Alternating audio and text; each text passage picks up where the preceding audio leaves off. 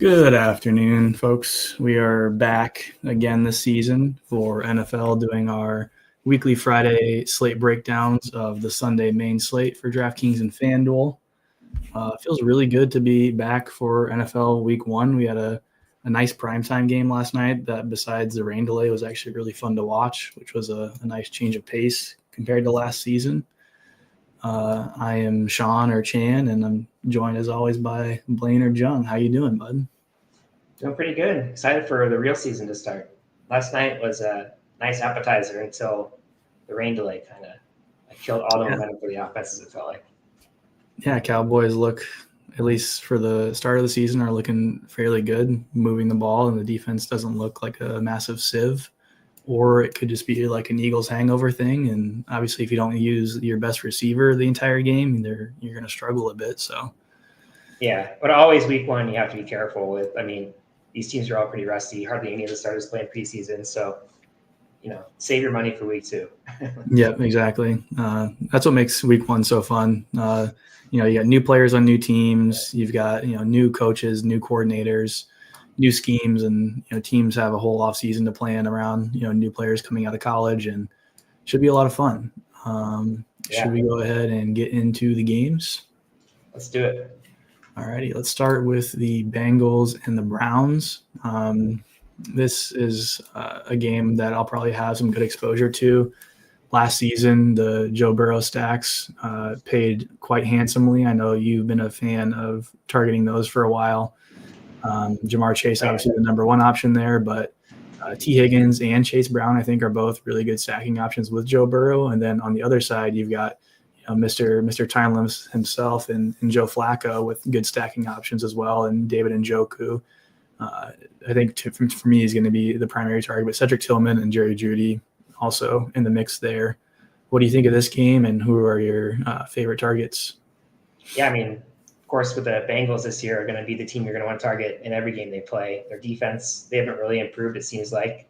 They finally got Trey Henderson back, but otherwise, expecting a lot of points from them. I expect them to give up a lot of points. So, I mean, a pretty obvious game to target. And Flacco has shown that even though he's like 50, he's still competent as a quarterback, and he can still hit his targets. He was decent. I mean, I don't want to overstate how good he was, but he was decent for the Colts last year, at least moving the ball a little bit, and he helped like Josh Downs and whoever be productive. So, yeah, he definitely he sort of entered the Matt Fitzpatrick era of his career, where he's chucking the ball and he doesn't really care where it goes. He's just happy to be out there.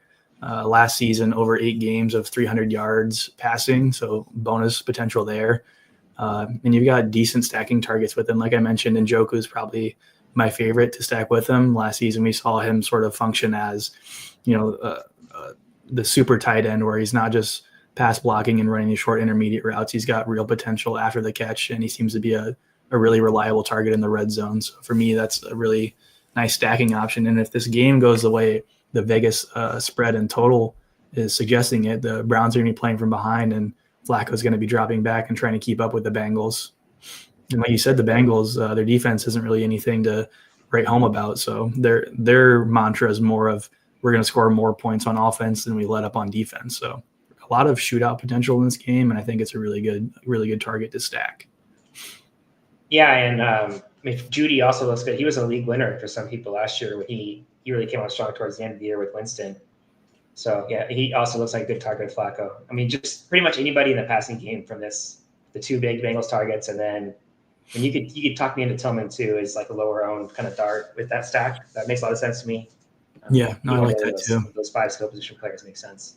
Yeah, obviously, players from this game garnering ownership like you would expect. To me, I'm okay with it, getting there with the field. But when it comes to Jamar Chase at 8,100, the salary is really high. And if I'm not stacking this game environment, either as like a full Bengals onslaught and, nothing back from the Browns, or if I even stack it from the Browns side and bring him back, those are the only scenarios I think I want to roster Jamar Chase. I don't want him as like a one-off in my other stacks, because one, his price is really prohibitive. And two, if Jamar Chase pays off his price tag of 8,100, it's going to be because this game environment scores so many points that you just need everybody. Yeah, I agree there. What do you think about Chase Brown, who's getting a lot of ownership? Yeah, I played a lot of these stacks last year, the sort of quarterback plus running back plus wide receiver stacks. The Sims bear this out too, from what I've ran, but they tend to go underowned. People don't like stacking quarterbacks with the running back. In some scenarios, that does make sense. A lot of guys who aren't sort of pass catching backs, or they don't have an elite, share of the backfield. This is not one of those cases for me. I really like stacking Chase Brown with Joe Burrow as a way to get different and as a way to capture touchdown equity upside if it doesn't go through the air. Yep. Yeah, he showed that he could do both. Yeah, I mean, the ownership is really the only thing for me as like but usually chalk running backs are okay. The floor is safer. You just think about the distribution of outcomes is usually safer than a receiver, except like, Jamar Chase is an exception to that just because his role's so good. But yeah, it makes a lot of sense to go after him even at that ownership. Yeah, and another guy I want to shout out, at least in larger field stuff, is Dylan Sampson on the Cleveland side. Obviously, there's going to be a time split between him and Jerome Ford in the backfield, but he's sort of the change of play back and has that pass catching potential that if the game script goes the way of the Browns trailing most of the game, I expect him to get more work in both pass protection and then also short dump off routes if the Bengals can generate pressure, which is unlikely, but he will be an option in the backfield. And he's a pretty cheap running back. You can roster at basically no ownership in large field. Yeah, I mean, I could see the path for sure. I'm just wondering about this early in the season. Like usually you can find other value too, like more stable roles. And I hate playing these running back by committee guys. Yeah, it's not fun trying to guess who's going to get volume in these like 2-3 headed backfields. Yeah, but I mean, then again, Javonte Williams came back from the grave yesterday, and the ghost of running back past. Yeah. I mean, not much to touch on for me, other than this is a really good game environment, and I do expect to have a lot of stacks on both sides of this game. Yep, right there with you. Alrighty, let's go to another game that I think is really interesting as far as game stacks and overstacks go, and that's going to be the Bucks at the Falcons. Bucks dealing with some injuries to note about. So no Chris Godwin. Going to focus a lot more volume on the offense to Mike Evans, Kate Otten, and the exciting new rookie Emeka Egbuka. Do you have any interest on that side of the ball or anything coming back on the Atlanta side? Yeah, I mean, of course, big total. Is this the highest total, or is the Browns game have a higher total? It's not that big of a deal. It is this game, yes. Yeah, I think. I mean, Tampa's passing offense was so good last year. There were multiple weeks where you just had the full Bucks onslaught, which is pretty rare. It feels like to have the 5-man Bucks hit like multiple times during the year. So yeah, I mean, definitely fine with getting this game. My only real concern is just that Liam Cohen is now coaching the Jags, and he was a big part of designing their passing game, especially last year. And so there's a little more uncertainty about how their offense is going to roll. But yeah, not too worried about it overall. Obviously, the Vegas agrees that this is expected to be a high total game. Yeah, and like you said, Bucks and Falcons are both high octane offenses. We got a divisional matchup that usually shoots out every time, has in the past at least. And like you said, Baker Mayfield stacks, even 4 or 5-man stacks last year, were winning tournaments, and it wasn't even close to the next quarterback on the slate. So you get a lot of reasonably priced receiving options. Darnell Mooney at $5K, Egbuka at $4.6K. Mike Evans is only 6,600. He's definitely over the age curve, but still a dominant red zone threat and live to score 3 touchdowns on 3 catches any slate. Obviously on the Falcons side too, there's been a lot of coach speak and talk about Bijan Robinson. They want to get him more involved. They want to go to, more run heavy offense and getting him involved more than they did last year. If I'm stacking this game, you're probably on the same page. I want to stack up on the Buccaneer side and then look at maybe 1 or 2 options on the Falcons side to bring back. Do you like Bijan at $8K as a bring back option for Buccaneer stacks, or are you looking at receivers or tight ends? Yeah, I mean, of course. I mean, the salary. The nice thing about Tampa is as long as you're avoiding Bucky Irving, they're fairly affordable as a stack. So yeah, of course, I like bringing back Bijan, and Phoenix. He was productive last year too, in his few games, and he was obviously productive in college when he was healthy. So I just think this Atlanta offense is going to be worth targeting as long as he's healthy. And even then, they have Cousins backing him up who may be washed but can still throw the ball. Yeah, definitely. Are there any ownership concerns here? I mean, Egbuka 15%, Evans 12%, Bijan 12%. Are these numbers that kind of scare you away or no? I mean, Egbuka, so much hype. The salary is obviously great. The role looks like it's going to be great, but there is uncertainty about how exactly he's going to be used. So that I feel like his ownership is going to get steamed even more than 15%. We'll see. At 15%, I'm fine with it. Once you get up, he's really hard to, if you're going to play like Chase Brown and Christian McCaffrey as your running backs, although who knows with Christian McCaffrey now. Stacking Egbuka with them, you're really starting to get into some chalky builds, which is fine for the smaller field, but in the lotteries, it doesn't make as much sense. Yeah. Let me get back my view here. I'm sort of on the same page. I say I'm probably only running out like a 3 max this week, and I'll be stuck at the Iowa State game. Go Clones! But this is definitely going to be one of my 3 max teams. Is a Buccaneers basically onslaught build where I'm stacking lots of pieces from this game, and I'm basically betting that this game overshoots the Vegas total, and that other games either play to the total or go under. Yep, makes sense. Especially week 1, that feels very live. This isn't even that big of a slate, actually. Oh no, it is. It's 12 games on DraftKings. Never mind. I was thinking it's only. Never mind. Anyway, now I lost my train of thought because I got distracted by the game. Yeah, I do think there's definitely room for when every team week 1 is going to be a little rusty. One game just shooting out like crazy and kind of being like the game you have to have on pieces of. Obviously, this is a very promising candidate for that. Yeah, I think that was a common theme last year too. We saw it with the Lions a couple of times too, where if one game just goes crazy nuclear, like you can have 5 players from your primary team and 2 or 3 on the other side, and you'd be totally okay.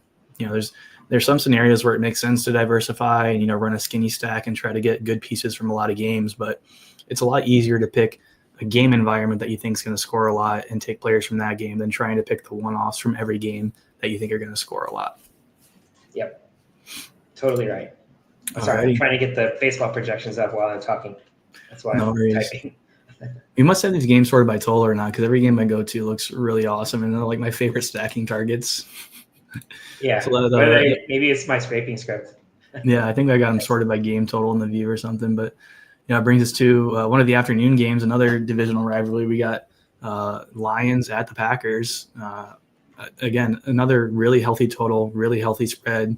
Offensive weapons on both sides. Earlier I mentioned Lions onslaughts doing really well last year, and this year seems to be no different. You've got Amon-Ra St. Brown, Jamison Williams, and obviously the double-headed backfield of Gibbs and Montgomery that last year you could almost play together in some scenarios, and even at their salary it would pay off. Yeah. And I mean, yeah, another game that just looks like a good shootout. Green Bay's offense, the question for them is their receivers. Obviously, with Love healthy and with Jacobs, they should be well fine, but there is some concern here. I mean, I don't know who you want to pick between Golden, who everybody seems to like, Dobbs, Jaden Reed, who apparently needs to get his foot amputated or something. Yeah, but that's really the question here if you're going to stack this game up. If you want to have Jahmyr Gibbs with some Green Bay bringbacks, which receivers are you picking, Yeah, like you said, there's a lot of hype around Matthew Golden. But where did he go to college? I feel like was he a CFB DFS legend? I can't remember. He went to Houston, Texas. Oh, that's right. Yeah. Okay. Yep. So, horns down. He was a CFB DFS legend. Yeah. I'm sort of a Romeo Dobbs truther. I like him at similar ownership and medium projection to Matthew Golden, but he's a little bit cheaper, which if you're going to stack this game, you're going to need salary to get to guys like Amon-Ra and Jahmyr Gibbs. I think it's probably worth noting the Micah Parsons trade for Green Bay. In that trade, they lost defensive tackle Kenny Clark, which sort of weakens up their front run formation a bit. More boost to Jahmyr Gibbs and David Montgomery, not that they need it, but we already know that the Lions love to run the ball, and they're really, really good at it behind that offensive line. It seems to be sort of the game script that everybody's going for this game is that Lions lead run game heavy. That being said, I like going to the passing game with Goff here. plenty of 300-yard plus games, plenty of 4-touchdown, 5-touchdown games. I like stacking him with Jameson Williams. I like stacking him with Amon-Ra. And this is another scenario where I like stacking the quarterback with a running back as well. So getting different in your stack, playing the games that are good environments and have ownership, but changing the way you stack is a really good way to, build a unique lineup that still has a chance of winning. Yeah, and even like this game, playing like Love with getting right about which receiver with Green Bay with the low ownership allows you to play pretty much all the chalk from this game and the last 2 games we talked about. So, yeah, makes a lot of sense. Yeah, not a lot of love for Monty this year, I guess. There's always I think it was this way last year too, where Jahmyr Gibbs is projected to be the lead back and get most of the workload, but it ends up being more of a split, and then the goal line work is always fuzzy. You never know. Right. A lot of times last year where Jahmyr Gibbs would bust off a long run, they'd be down at the 5, and all of a sudden it's Monty time. Yeah, I mean, I feel like some of it is just a season-long hype train for Jahmyr Gibbs in drafts kind of pushes Monty down. Like, I haven't seen or read anything that anything's going to significantly change this year for them. So I'm not really expecting it to. So I don't know. I mean, but Gibbs obviously can go off with or without Monty. Yeah, and he obviously has the higher PPR upside too on a site like DraftKings, which does make him more appealing. But you're also paying for that in ownership and salary. I'm a bit of a homer. I love Monty the Cyclone legend, so I usually play the other side of that and hope it's the week that Monty scores. But really good game environment. I love the Detroit side. It's a lot easier to build a lineup on the Detroit side because we've seen this roster before and we kind of know where the volume in the offense is going to. But like you said, the uncertainty on the Green Bay side, you don't really know where the ball is going to go this year. And that sort of uncertainty allows you to get value on ownership. It allows you to get value on salary for lower players who aren't expected to get a huge role, but you don't know how it's going to shake out until you start watching the games and the season plays out. So a lot of opportunity week 1 to buy low on some of these guys that are lower owned and lower salary. Yep. Let's move on to Texans at Rams. Again, another really good environment here. I get another shout out to another Clones legend, Jaden Higgins. We'll talk about the Texans side of the ball here and some of the injuries they're dealing with and the roles that they're going to have in this new offense. Obviously, Nico Collins is going to be the number 1 target on this team, but behind him, who's it going to be? And for me, I love taking shots at Jaden Higgins here at 4,800 at basically no ownership in a really good matchup. Yeah, I kind of like this Houston offense this year. As kind of a buy low after Stroud kind of had the sophomore slump this last year. So I do kind of like that, but I just hate playing against the Rams. Like, I just don't like stacking the Rams or stacking against the Rams for whatever reason. It just feels like because McVay's such a great offensive coach, it feels like they should be in shootouts every week, and it never feels like that's actually the case. Purely anecdotal. I don't have any empirical evidence for that, but it just is like a feeling I have about maybe it's like an NFC West thing. Yeah, last year I think I lost a ton of money on Ram stacks. I always wanted the Ram stacks to work between Puka Nacua and Cooper Kupp, who obviously they're missing this year. But Devontae Adams now on the team, again, sort of over the age curve as far as receivers go, but he's still really performing. And even on the Raiders, he was putting up good numbers. He's a reliable target, and if they scheme stuff for him, which McVay is obviously really good at, I think he's got a really good role in the offense and is a pretty viable, stacking option for the Rams, or as like a bring back for Houston stacks at, single digit ownership, middle of the road salary for a wide receiver. I kind of like that. You have a target? Did they bring the Taco Bell to his LA house when he moved? I hope they let him keep that because that was pretty cool. Classic commercial. Yeah, on the Texans side, obviously CJ Stroud capable of these huge games. Nico Collins, we've seen it in years past. He's capable of these huge games. It just depends on if this environment is going to breed a shootout or if it's going to get really sloppy and slow on the ground. There's uncertainty in the backfield for the Texans, between different targets, and then on the Rams side as well.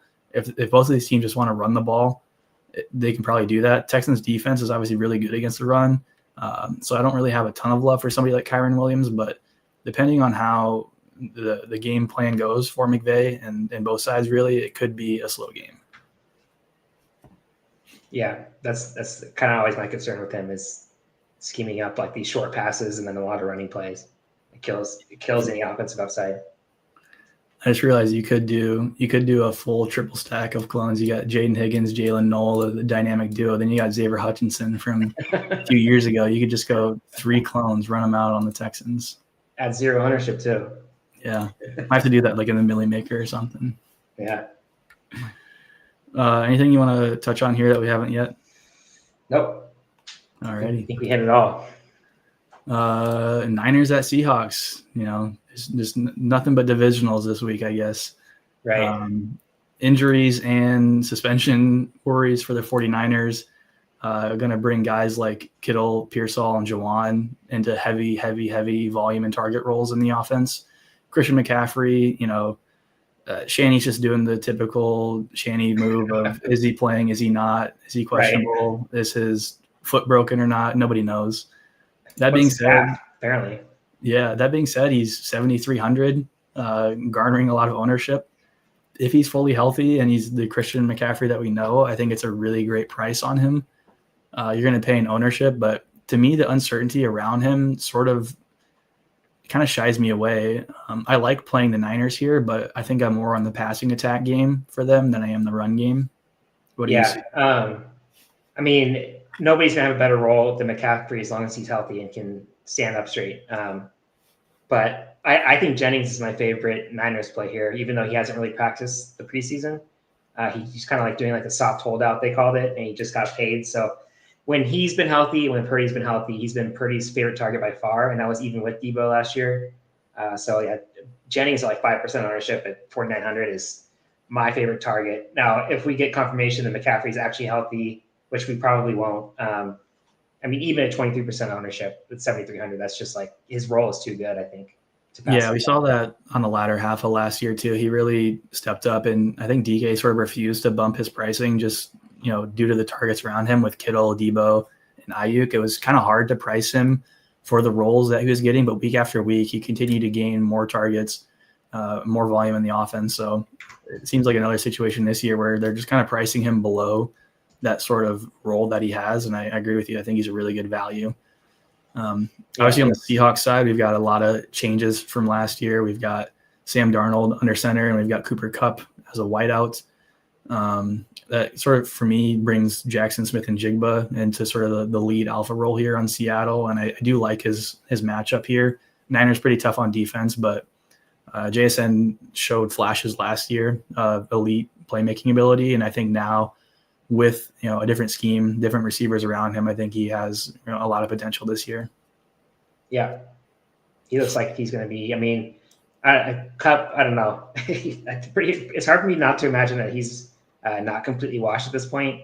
And JSN at that point is their only, in my opinion, their only really decent receiver. People are excited about Torrey Horton from Colorado State, but he's so young that it's hard to see him making much of an impact early in the season. So JSN, my favorite Seahawk to target here.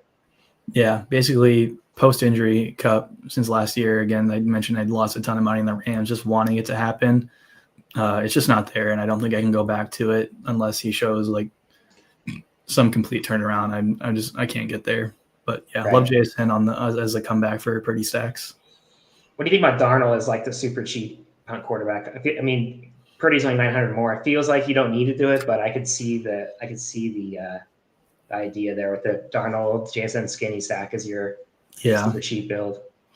It's a way to sort of fade ownership. A lot of the value we're seeing this week is going to be at the receiver position with rookies and teams with injuries and new kids on the block. There is value savings to be had at receiver, but a lot of them are pretty high owned.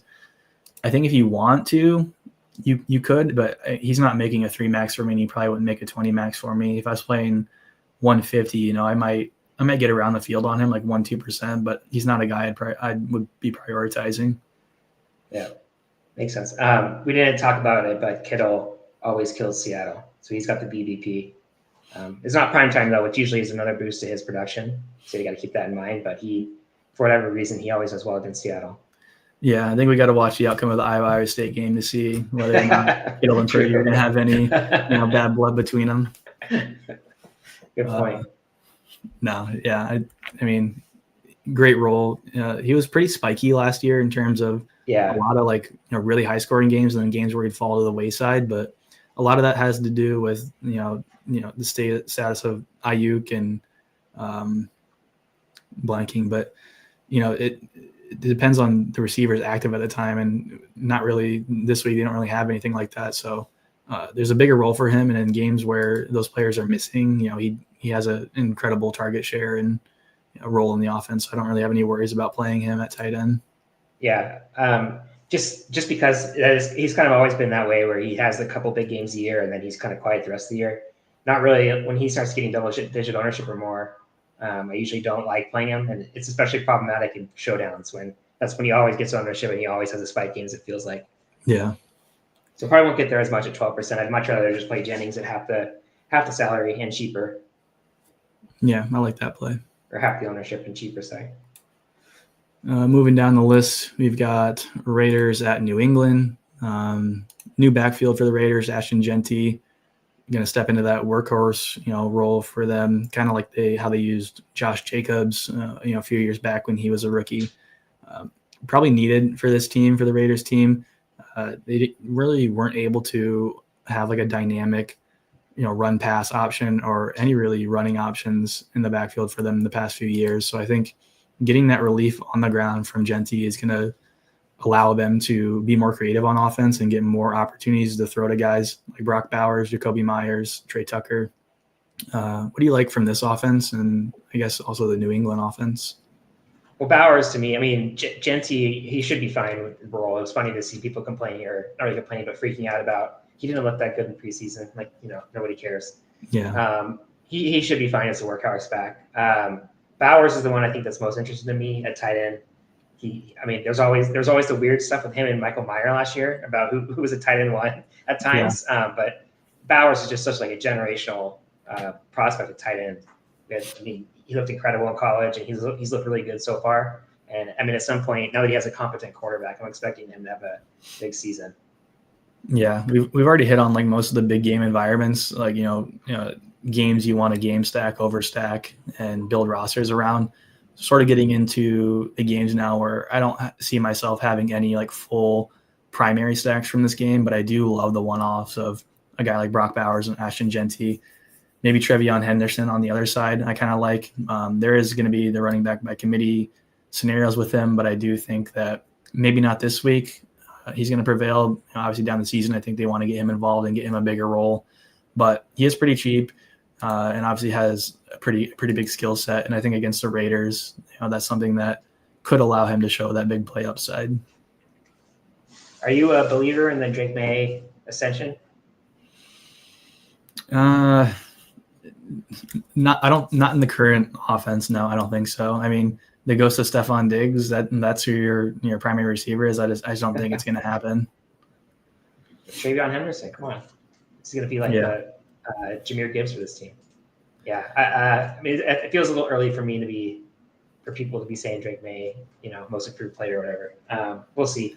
He looked decent in his time last year, but he also took a lot of sacks out on the ball a lot. So, and he took a lot of hits too, which obviously you can't have your best quarterback doing unless they're an absolute android like Josh Allen or something.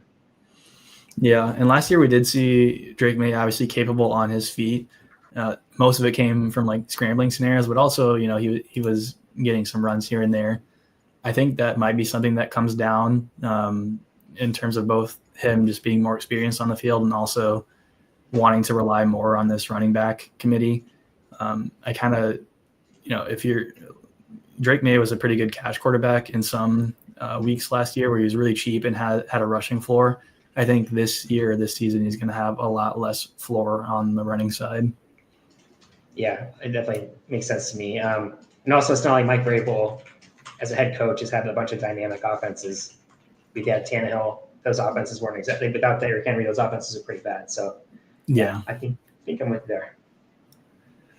I guess worth noting, the Patriots O-line, bunch of new guys on there. Probably going to take time for them to mesh together and get a feel for the offensive scheme and just playing in the big leagues. So. I just don't really have a ton of love for anything on the Patriots side. I think there's going to be a lot of slop going on, and if I do grab stuff from this game, it's going to be one-offs of Genty Bowers or Trevion Henderson. Yeah. Continue on. Giants at Commanders. I do like this game as far as stacking goes. The total's not as great, nor is the spread. I think the range of outcomes on this game is a lot wider than the games we talked about earlier with higher totals and tighter spreads. Not to say that it can't pop off, but the chance of it popping off is a little lower. But we got deep ball Russ on the Giants now. I think that elevates guys like Neighbors, Wandale, obviously, even Darius Slayton to an extent. And then Jane Daniels, great rushing floor on the Commander side, and receiving threats in Terry McLaurin and Deebo Samuel. Zach Ertz too, I think, is a really good tight end play this week. Do you have any leans on this game on how it goes or favorite plays from either side? I mean, first gut instinct is that like just classic low scoring divisional game. I think the Giants defense has a chance to be pretty good, at least their defensive line. Jaden Daniels has shown that your defensive line doesn't matter much because he can just scramble around and make plays, even if he's getting pressure. But that just generally, my lean is towards the under of like that range of outcomes. But it also wouldn't surprise me to see, the Washington offense do pretty well here. Yeah, and this was a problem last year. Not so much for the Giants last year, but I think it'll be more of a problem this year. Definitely for the Commanders is that there's so many different targets on the offense that if you're not stacking them together and hoping for a big game, it's really hard to choose which one you want to play and which one's going to get, all the touchdowns or the deep ball or whatever. So it's really hard to find like one or two guys you really like and include them as one-offs. You kind of almost, for me, if I'm playing this game, I'd want to game stack it in just a few lineups and hope that it scores above the total. Do you have a lean on like ways you like to stack games like these, or whether you're just kind of going one-offs? Yeah, probably more towards one-offs. I guess if I was going to stack it, I'd stack it with Jaden Daniel with the Washington side, and I don't think I'd do it with Russell Wilson. You could definitely see a Jaden Daniels, McLaurin, Davis stack it there. There's enough value probably, or even a Jaden Daniels Deebo. I do think Deebo. This is obviously a homer call, but I do think he's pretty interesting with this Washington running back committee that's like really messy. Washington ran a ton of wide receiver screens last year, and Deebo obviously has always been excellent at those. There were the funny videos of Fat Deebo during the off season, but I'm not too worried about that. He looked fine to me. So I kind of wonder about his role. I think there's a chance that his role is being underprojected right now, and he might be used more in the run game than we think, which obviously helps his upside and hurts the passing game's upside a little bit. So I don't mind him like decently as a dart one-off type of thing. Yeah, and you do get a pretty healthy discount, $1K cheaper than Terry McLaurin. Still more expensive than Zach Ertz, but obviously I think he's got a better role. And Zach Ertz was, I think, sort of a crutch for the Commanders last year in terms of having a really weak receiving core that, they had to scheme stuff more towards the middle of the field and shorter stuff to rely on that just to move the ball. So I'm kind of interested to see how that plays out this year with, Deebo on the team and seeing if that affects Zach Ertz's target share or routes run or anything like that in the offense. Right. Zach Ertz is also old. How old is? He's got to be like he was back at Stanford and I was in college. He's definitely over 30, probably 30, 33, 34 maybe. Seems about right. Any love for the rookie running backs on the other side here, Krosky Merritt or Scatabo? Not really, no. Just too much. There's too many good running backs and too much uncertainty in these backfields. I really do believe that Meckler's listed as a starter. I believe that he is the starter, or if he's not, he's going to get most of the snaps. They just like using him so much last year, like a passing game, and it's kind of that short release foul. Maybe that changes with Deebo, like you were just talking about with Ertz, but I don't know. I just think it's pretty thin play at this point. No real need to do it. Yeah, kind of on the same page there with you.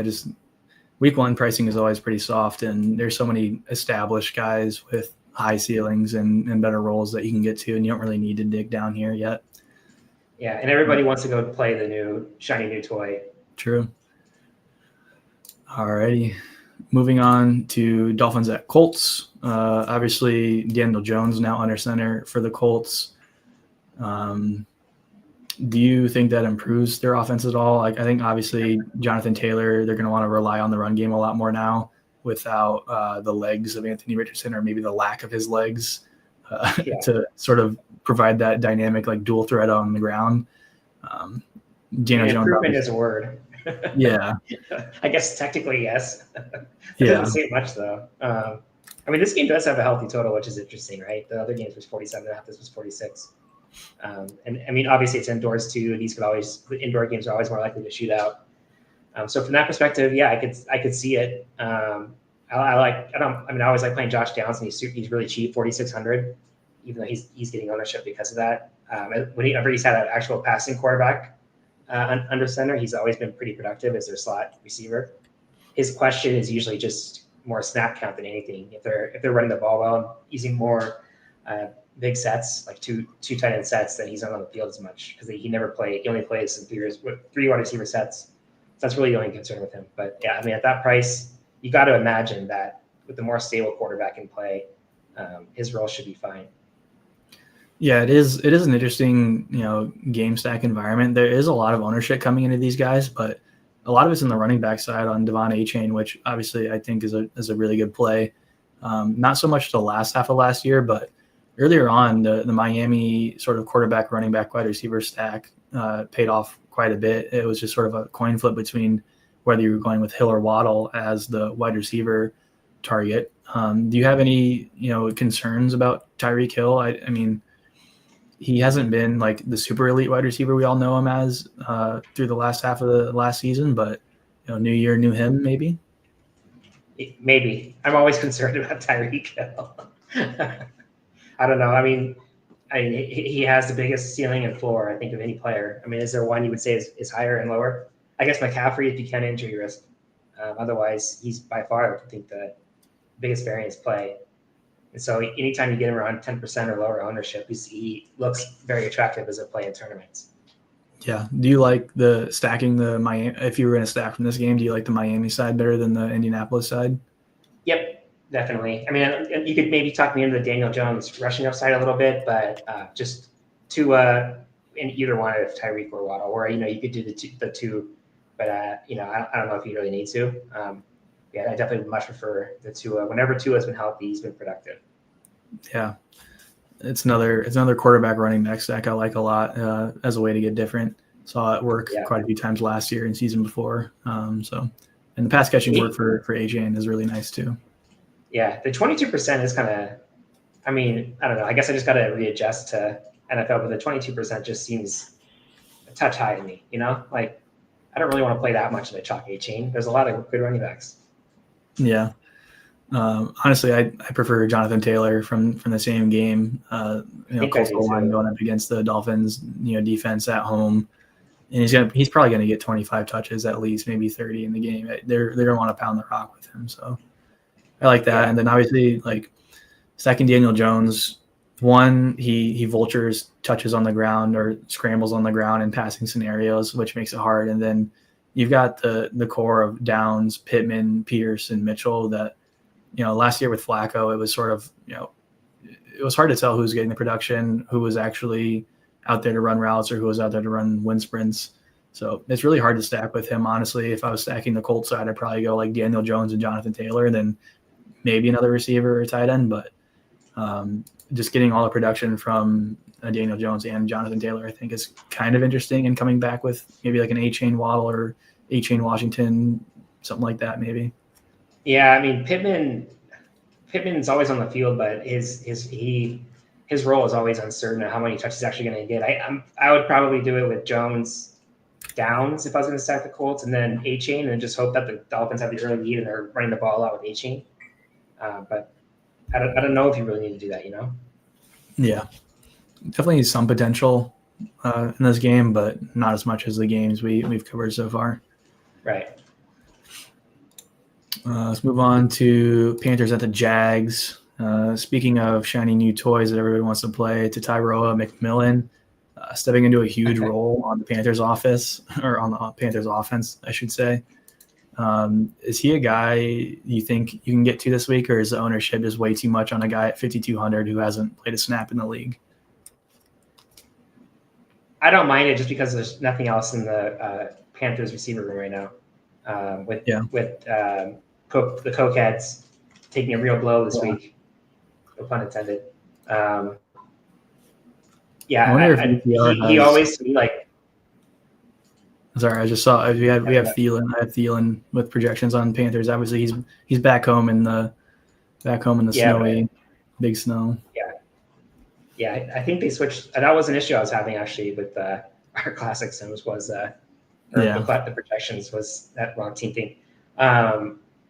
McMillan to me, like his freshman year, he looked incredible. He looked like an NFL receiver already. I'm not like there was some concern. I guess he wasn't as productive the last 2 years. I'm not really that concerned about it. I'm the ownership is obviously a lot, but I just don't know how else Panthers are going to move the ball.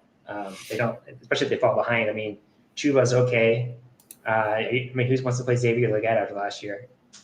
Yeah, it's really hard to click on Xavier Legette, but like you said, there's really nobody else that they can go to on the offense, and it's not like either of these teams are defensive powerhouses. So I think that there is opportunity for him to, have production in the offense. He's 1,000 cheaper than McMillan, and he's coming in at 3% ownership versus 16. I think it's at least interesting and at least worth looking at if you want to play this game as a stack or if you want to get pieces from the Carolina offense. On the other side of the ball, I mean, Brian Thomas Jr., I want a lot of this week as not really a part of a game stack, but I like him a lot as a one-off, as a sort of middle-of-the-road wide receiver salary-wise, but in a really good spot against the Carolina defense that, just gashes, just leaks fantasy points to receivers. Yeah. That to me, this game has, I forget which game you're talking about, but the Giants, the Commanders. To me, this one has the biggest variance in terms of floor ceiling, because Liam Cohen was such a great, so good for the Bucs passing game last year that I could see it. I could see the Jags passing attack just having a huge year with Travis Hunter. We still don't know what his role is going to be. Yeah. Confirmed. There's been a lot of talk about what he's going to do or how they're going to use him exactly. We don't know, but I could definitely see this game popping off. And the nice thing about it is if it does, you pretty much know where all the production is going to go through Brian Thomas Jr. and with Hunter if he has the snaps on offense. And on the Panthers side, the passing game is going to go through McMillan almost definitely, just because everybody else. I was hoping to maybe get some sort of ownership discount on Travis Hunter. Like you said, there's a lot of uncertainty around what he's going to do. It's probably name recognition, like you said, people wanting to play the new toy, but yeah. Is he going to be like a full-time receiver and, play all the snaps, or how are they going to use him? It's, it's hard to tell on week one, but that sort of variance, if ownership hovers around 6%, that is probably something you could go to as far as, getting different and contrarian. Yep, exactly. Healthy total too. Yeah. Tight spread.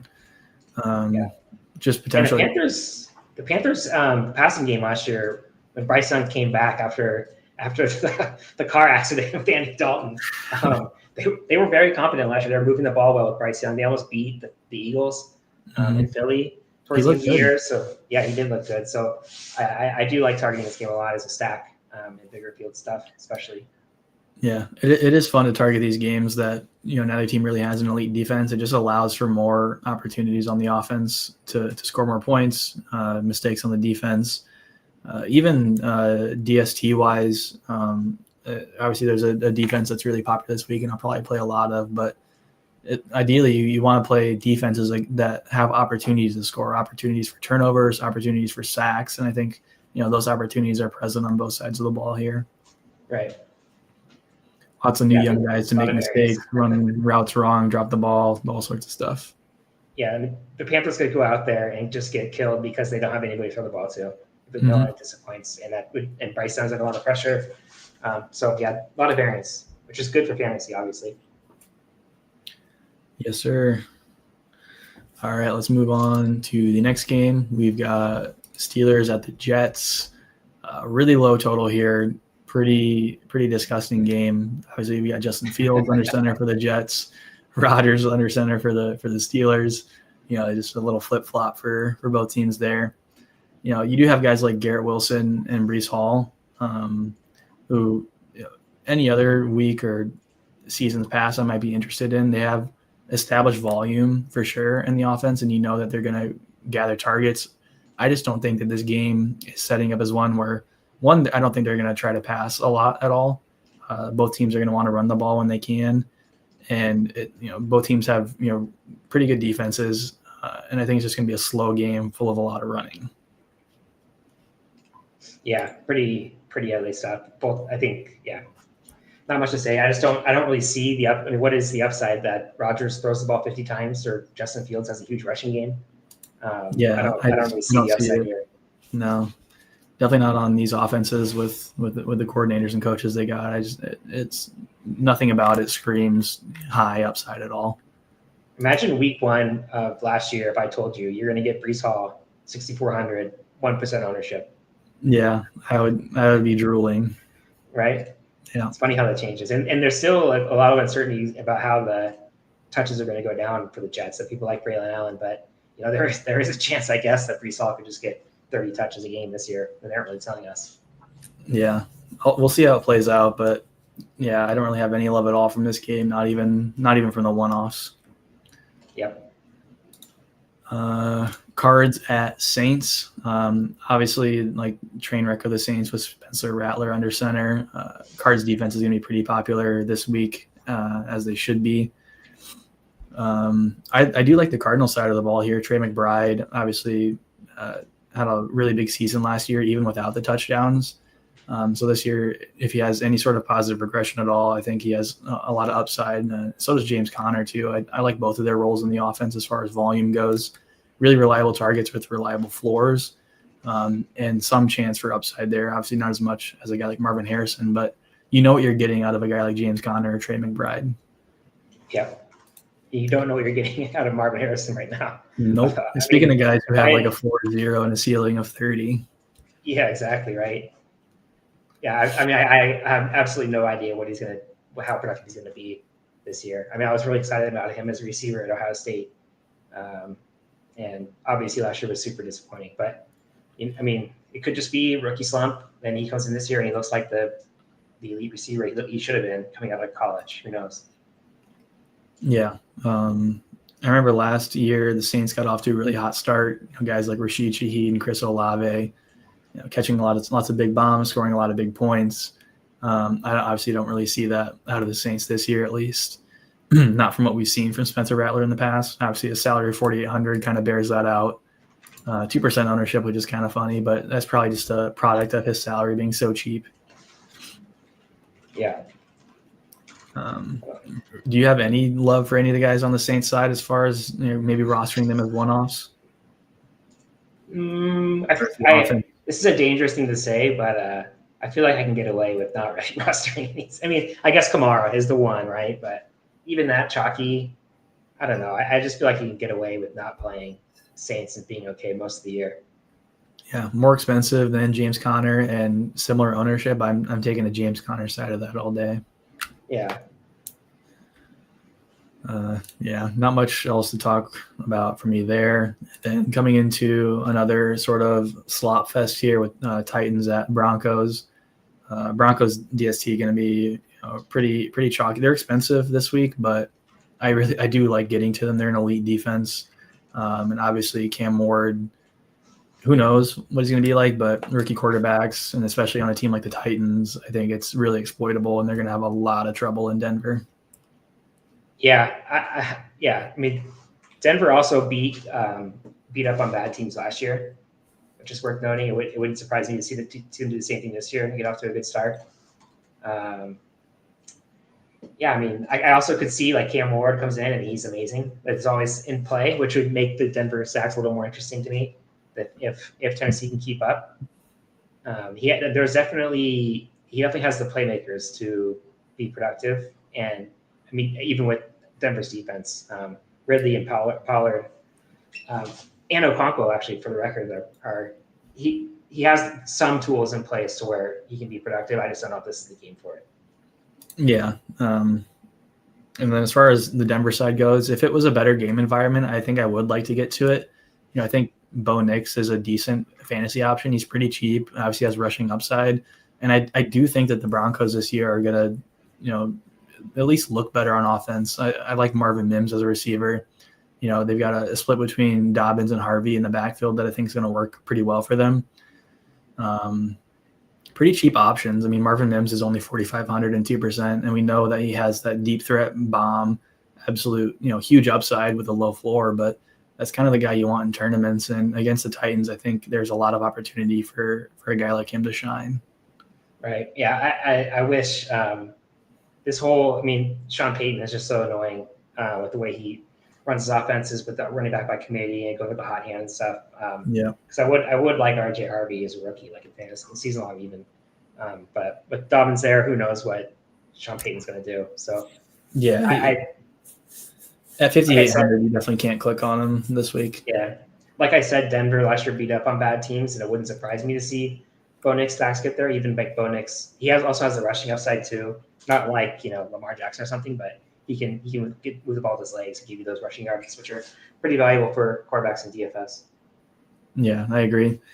Some interest for me there on the Denver side, like you said, there are scenarios where like a Bo Nix stack gets there, and I can see that, and I probably want to play him over some of the other games we talked about earlier, but it's not going to be a high volume of any of my lineups for sure.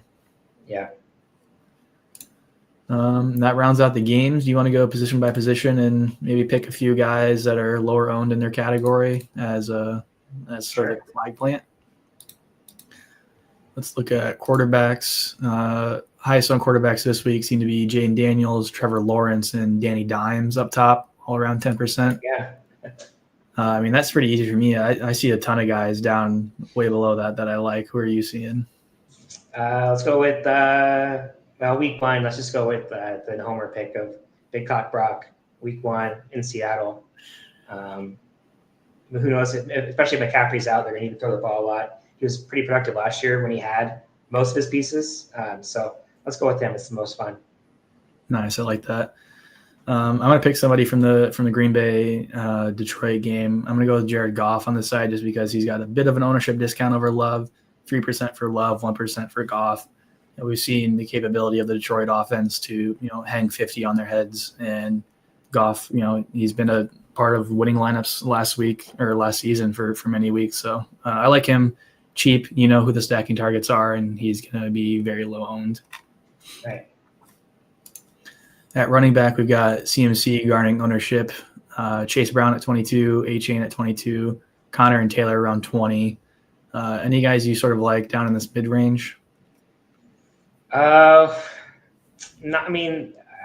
back ownership feels pretty efficient to me. Like, I could see the Gibbs pop-off game or Ashton Jeanty, for example. But nope, I'm not really like, let's just go with Jeanty for fun because he's the rookie. If he's going to be that low, his role should be fine. I know people aren't exactly excited about the Raiders on the road, but that's a fun pick. Yeah, I kind of agree with you. I really like these guys up top. Chase Brown, McCaffrey, Connor, and Taylor, I think are going to be a large majority of my pool this week. But right, it is kind of funny seeing a guy like Chuba Hubbard or like Tony Pollard above, some of these bigger explosive guys down below. So if I wanted to sort of hang my hat on somebody who was really low owned, give me ETN Jr. for the Jags, and that as part of that game environment stack. Yeah, they're another backfield where it's really unclear what they're going to do because they the Bucs last year used 3 running backs, so it wouldn't surprise me to see Jacksonville do the same thing this year. Yeah, for sure. Difficult, obviously. Taking a look at tight end, Njoku has the highest owned tight end, and we've got McBride, Kittle, and Bowers up top. Are you seeing sort of the same thing here with tight end that you saw with running back as far as efficient ownership? Yeah, we've had 3 months or I guess a month to look at these salaries, so it seems like we've kind of drilled into like what the good plays are. Let's go with Laporta. Just kind of another guy who had a disappointing year last year, but good game environment like we talked about. And this maybe with Ben Johnson gone, they're going to focus more with the tight ends. Okay, yeah, I like that, especially as part of a stack. I'll shout out. I kind of stuck between Kate Otten and Zach Ertz. Obviously, I like the guys up top. I think Bowers, McBride, and Njoku are great plays this week. But if I want to go lower owned, I'd probably go Kate Otten or Zach Ertz. Probably, again, both as part of stacks with their quarterback. Otten more so for me just because the game environment I think is going to be healthier, more productive for upside. Yeah, you could definitely see that happening. Yeah. Wide receiver, kind of flat up top. Not a ton of super high owned guys above 20. Pretty even ownership between Brian Thomas Jr. all the way down to sort of the JSN Mike Evans area, 12 to 16%. Any sort of guys you like below that in the single digits here? Yeah, I mean, unlike tight end and running back, like there's a lot more uncertainty at the top of ownership with receiver, just because there's 2 rookies are getting the most ownership. And I shout out Juwan Jennings earlier. He's probably my favorite sub 10% play. I also like Debo just because, again, role uncertainty. We don't really know what he's going to do. So I guess those 2 stay consistent. Yeah, I like that. For me, I'll probably go with Nico Collins here at 7%.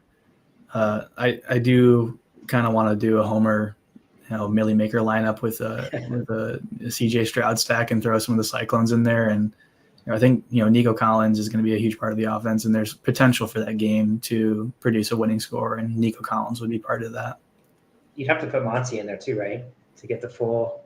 Yeah, you could probably run. Honestly, at this point, you could probably get at least half your roster full of Cyclones, and I could throw Purdy in there. Yep. And the defense sort of just kind of falls wherever. I mentioned I like the Broncos a lot this week, but you're gonna have to pay for them. I think they're the most expensive DST on the slate. I don't know where they went on my sheet here, but it's like sorting funny. Oh, there you go. We are. Yeah, Broncos at 3,800.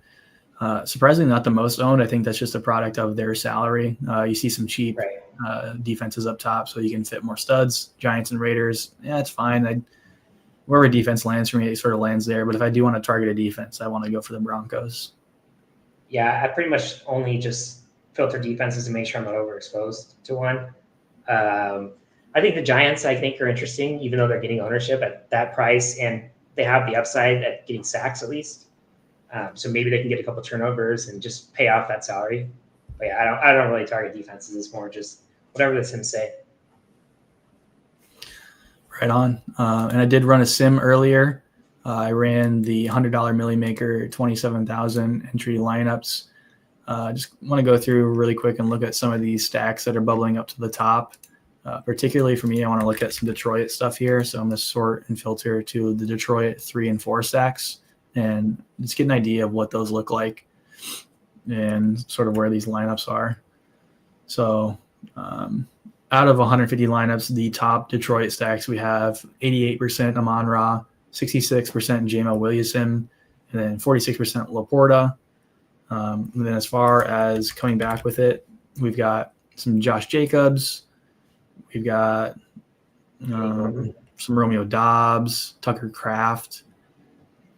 Pretty good. Those are sort of the bring back targets I would also look for. Maybe not so much Josh Jacobs for me, but I do like Tucker Kraft and Romeo Dobbs on the Green Bay side. Yeah. I guess we can look at. Do we want to talk about our stuff what we're pushing up tonight, tomorrow? Yeah, we can talk about that, and I think we should also probably do a Discord announcement for folks. Yeah. I'll hit on the optimizer stuff quick. So the way that you're all familiar with the optimizer working currently is you would go into here, select your slate and projections, load up my preset here, and you would go through and type in the number of lineups you want, make all your player stacks, team stacks, etc. And you'd hit run, and you'd have to wait for those number of lineups to finish. And obviously, if you did more than 150, if you wanted 500 lineups or even 1,000, those would take longer and longer and longer to run. And if you're brushing up against crunch time, you obviously don't want that. So one of the changes we did to the optimizer stuff this year is that those lineups now stream in, meaning you won't have to set a number of lineups. This field will just be empty or blank. You'll do everything else the same. You'll load your projections, make your rules and correlations, and then when you hit run, it'll take you immediately to that results table view that you see, and lineups will start filling into them as they get generated. So it allows you to sort of see what your rules are doing to lineups and how your projections are building lineups. So if you see something you don't like as those lineups are streaming in, you can hit pause, go back to your page here, change your rules or projections, hit run again, and it basically just makes your process of optimizing lineups a lot quicker. Yeah. You want to touch on some of the sim more stuff? Fantasy Cruncher style. Yeah, more FC style. Yeah. So with the Sims, I mean, the big things that we worked on during the last couple of months was just cleaning up some of our backend stuff of how we deploy improvements and fixes to all of our functions, optimize our intersim functions, but also for the Sims this year, the big stuff is adjusting the distributions and correlations that we use to sim. So the way our tool works, most sites will do what they call play-by-play sims, where they go through each play. They build their own distribution in advance. Then you upload your projection, and they basically move their distribution around to fit your projection. How we've always done it is we generate the distribution on the fly, I call it. So basically, you give me your projection and your standard deviation. I retrofit it to a specific distribution per position, and then we build out the distribution that way. So it gives you a little more customizability. And the basic changes we made for the sim stuff is making it so the distributions are done on a projection window basis. So somebody like Jamar Chase, our receiver, has a way different distribution expected than Andre Yoshibas on Cincinnati. He was always projected pretty low. So Jamar Chase has a more normal distribution, we'd call it, the classic bell curve, just because his role is so strong and he has so many targets every week. Where a slot receiver like a Marvin Mims or Andre Yoshibas, they're more like spike weeks, and so their distribution is way different than Jamar Chase. So we did that per projection window, we called it, and then we also did the same thing with correlations. So now instead of having like a static correlation for quarterback to receiver for each team, instead now we have that correlation done per projection window. So Joe Burrow and Jamar Chase have a way different correlation than Joe Burrow and again Andre Yoshibas on the same team. There's and same deal across the board for every position. So I feel a lot more confident now about how the player outcomes are created and how the player outcomes are correlated in the Sims on the back end. So not much stuff like on the front end side that you'll see, but I do feel that the lineups that I've been generating locally are a lot stronger for both Showdown and Classic. Yeah, a lot of maths up there. Sorry. Yeah, no, that's all good. I probably just glazed over for 2 minutes. Just know the math is better. Yeah, I did notice that for the Dallas Philadelphia game, I used the new sim stuff, and like you said, there were some scenarios where lower owned guys would bubble up in the Sims just as a product of their ownership, and representing that in the field is kind of hard to do. And I noticed that the lineups that I used for that showdown looked a lot better, so I'm excited to do that. And then also the correlations applying to the main slate is super huge. Right, and like that's a good example too of like in a typical showdown last night, CeeDee Lamb has a 20 projection, and Ryan Flowernoy or whatever, like the sixth Cowboys receiver, has like a 0.1 projection and a 2 standard deviation, but they're using the same distribution. So we get funky results in the output sometimes where lineups with the 0.1% owned guy would bubble up to the top just because they weren't duplicated. And now we shouldn't see that as much. We should see much stronger lineups, I think, end up ranking well. Yeah, definitely. We're definitely excited to have you guys try those out and use those tools this season. I'll do a quick plug promo here. If you're new to AceMind or a returning user that hasn't subbed up yet for the new season, we are running promo code week1 for 20% off your first month. Or if you want to go for the yearly package, you can use ACE365 for half off the entire year, which I think brings it down to the price of other competitor sim packages per month.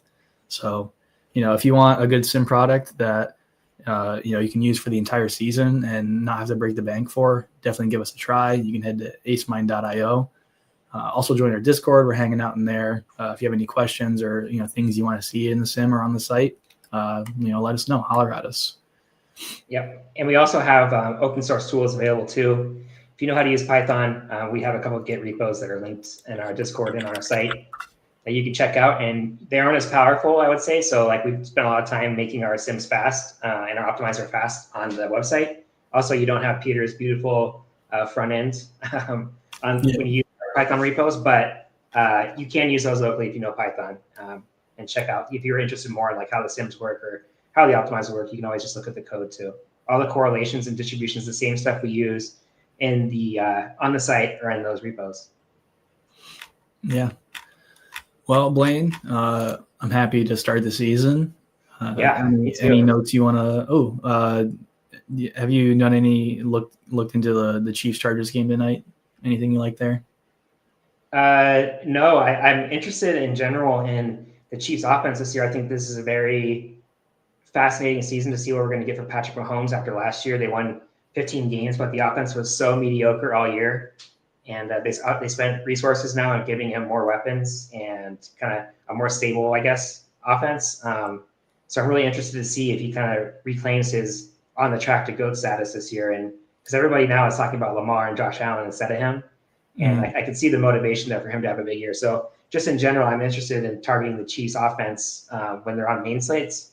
Tonight, I don't know. I would lean Chiefs, I guess, like in showdown and betting wise, but I don't have a strong take.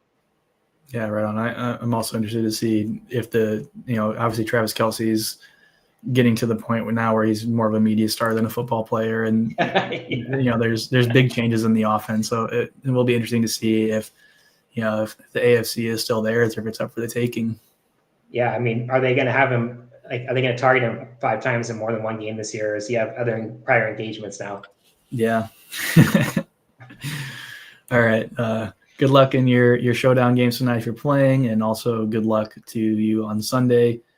Head over to our Discord, head over to AceMind. We will see you next week.